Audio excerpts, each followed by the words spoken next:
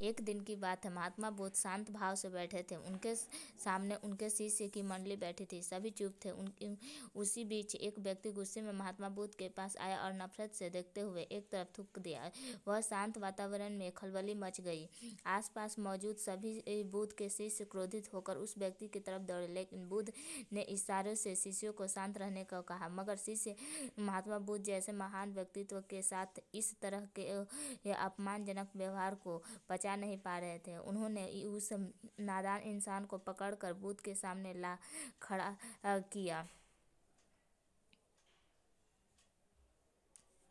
महात्मा बुद्ध ने अपने शिष्यों को शांत और नियंत्रित होने का निर्देश दिया और उस व्यक्ति की ओर देखते रहे।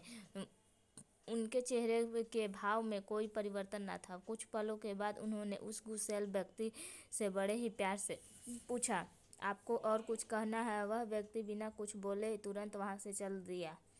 उस व्यक्ति के जाने के बाद बुद्ध के परम शिष्य आनंद ने उनसे पूछा, भगवान, वह व्यक्ति आपका इतना अपमान करके चला गया, फिर भी आपने कुछ नहीं कहा?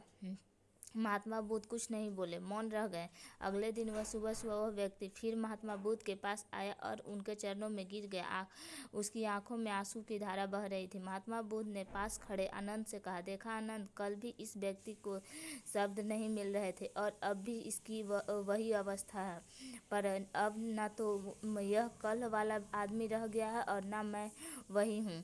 मैं ऐसी स्थिति में गुस्से और क्रोध से काम नहीं लेना चाहिए, बल्कि माहौल को शांत होने का इंतजार करना चाहिए।